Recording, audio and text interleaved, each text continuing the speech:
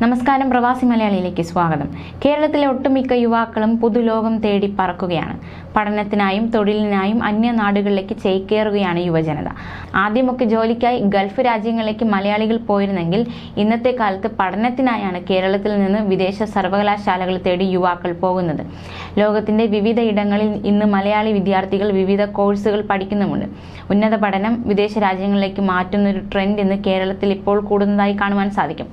അതോടൊപ്പം തന്നെ വിദേശ സർവകലാശാലകളിലെ പഠനത്തിൽ ഗുണനിലവാരം ഉയർന്നതാണെങ്കിലും വിദ്യാഭ്യാസ ചെലവാണ് വലിയ പ്രതിസന്ധി ഉണ്ടാക്കുന്നത്.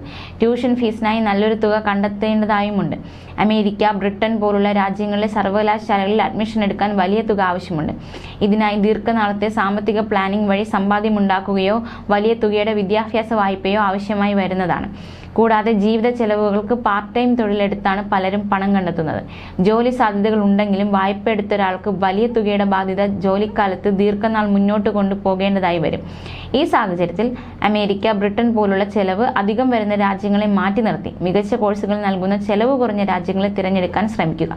അതായത് വേൾഡ്സ് എഡ്യൂക്കേഷൻ സർവീസ് പട്ടികപ്പെടുത്തിയ വിദ്യാഭ്യാസത്തിന് ചെലവ് കുറഞ്ഞ ഗുണനിലവാരത്തിൽ വിട്ടുവീഴ്ച ചെയ്യാത്ത 5 രാജ്യങ്ങളാണ് പറയുവാൻ പോകുന്നത്. ഒന്നാമത്തത് നോർവേ ആണ്. വടക്കൻ യൂറോപ്യൻ രാജ്യമായ നോർവേ ഉന്നത പഠനത്തിന് തിരഞ്ഞെടുക്കാവുന്നതാണ്. അതായത് ഇത് തിരഞ്ഞെടുക്കുന്നതിന്റെ ഏറ്റവും വലിയ ഗുണം പബ്ലിക് സർവകലാശാലകളിൽ പഠനം സൗജന്യമാണെന്നതാണ്. യൂറോപ്യൻ യൂണിയനിലുള്ള രാജ്യക്കാർക്കും പുറത്തു നിന്നുള്ളവർക്കും ഈ സൗജന്യം കിട്ടുകയും ചെയ്യും. എന്നാൽ സ്പെഷ്യലൈസ്ഡ് കോഴ്സുകൾക്ക് ഫീസ് അടയ്ക്കേണ്ടി വരും. ഇതോടൊപ്പം നോർവേയിൽ ഇംഗ്ലീഷ് സംസാരിക്കുന്നവരും കൂടുതലാണ്. നോർവേ തിരഞ്ഞെടുക്കുമ്പോഴുള്ള ജീവിത ചെലവ് അല്പം ഉയർന്നതാണ്. വർഷത്തിൽ 1.40 കോടി രൂപയോളം ചിലവ് വരുമെന്നാണ് പറയുന്നത്. തായ്വാൻ. അതോടൊപ്പം തന്നെ വിദേശ പഠനം ആഗ്രഹിക്കുന്നവർക്ക് തിരഞ്ഞെടുക്കാവുന്ന കിഴക്കൻ ഏഷ്യൻ രാജ്യമാണ് തായ്വാൻ. മികച്ച ഗുണനിലവാരമുള്ള കോഴ്സുകൾ ഭേദപ്പെട്ട നിരക്കിൽ തായ്വാനിൽ കിട്ടുന്നതാണ്. പ്രധാന സർവകലാശാലയായ നാഷണൽ തായ്വാൻ സർവകലാശാലയിൽ UG ലിബറൽ ആർട്സ് കോഴ്സുകൾ 3 ലക്ഷം രൂപയ്ക്ക് തുടങ്ങുന്നു. ഇതോടൊപ്പം 120-ലധികം കോഴ്സുകൾ 40-ലധികം സർവകലാശാലകളിൽ നിന്ന് കിട്ടും. ഇംഗ്ലീഷിലുള്ള കോഴ്സുകളാണെന്നതും ചെലവ് കുറവും തായ്വാനിലേക്ക് ആകർഷിക്കുന്നുണ്ട്. ജർമ്മനി.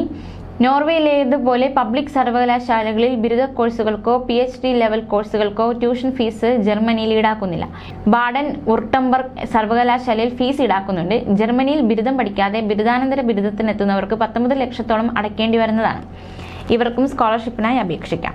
ഫ്രാൻസും നല്ലൊരു രാജ്യമാണ്. അന്താരാഷ്ട്ര വിദ്യാർത്ഥികൾക്ക് വർഷത്തിൽ 20,000 രൂപയാണ് ബിരുദ കോഴ്സുകൾക്ക് ഫ്രാൻസിലെ സർവകലാശാലകൾ ഈടാക്കുന്നത്. PG കോഴ്സുകൾക്ക് 25,000 രൂപയും PhD കോഴ്സുകൾക്ക് 40,000 രൂപയും വാർഷിക ഫീസ് വരും. ഇതേസമയം നഗരങ്ങൾ അനുസരിച്ച് ജീവിത ചെലവ് വ്യത്യാസപ്പെടാം. തലസ്ഥാന നഗരമായ ഫ്രാൻസിൽ വലിയ തുക ജീവിത ചെലവ് വരും. മെക്സിക്കോയിലെ സർവകലാശാലകളിൽ ട്യൂഷൻ ഫീസ് വ്യത്യസ്തമാണ്. സ്വകാര്യ സർവകലാശാലകൾ കൂടുതൽ നിരക്ക് ഈടാക്കുന്നുണ്ട്. മെക്സിക്കോയുടെ തലസ്ഥാനമായ മെക്സിക്കോ സിറ്റിയിൽ അന്തർദേശീയ ബിരുദ വിദ്യാർത്ഥികൾക്ക് ശരാശരി 5 ലക്ഷം രൂപ ഫീസ് ഇനത്തിൽ ചെലവ് വരും. ലോകത്ത് വിദ്യാർത്ഥികൾക്കായുള്ള മികച്ച 100 നഗരങ്ങളിൽ ഒന്നാണ് മെക്സിക്കോ സിറ്റി. മെക്സിക്കോയിലെ പ്രധാന വെല്ലുവിളി ലാംഗ്വേജ് ആണ്. പ്രാദേശികമായി സ്പാനിഷ് ആയിരിക്കും. സർവകലാശാലകൾ സ്പാനിഷ് ലാംഗ്വേജിലാണ് പഠിപ്പിക്കുന്നതെങ്കിലും അന്താരാഷ്ട്ര വിദ്യാർത്ഥികളെ ആകർഷിക്കുന്നതിനായി മെക്സിക്കൻ സർവകലാശാലകൾ കൂടുതൽ ഇംഗ്ലീഷ് കോഴ്സുകൾ അവതരിപ്പിച്ചിട്ടുണ്ട്. ഇതോടൊപ്പം ജീവിത ചെലവ് പൊതുവെ കുറഞ്ഞ രാജ്യമാണ് മെക്സിക്കോ.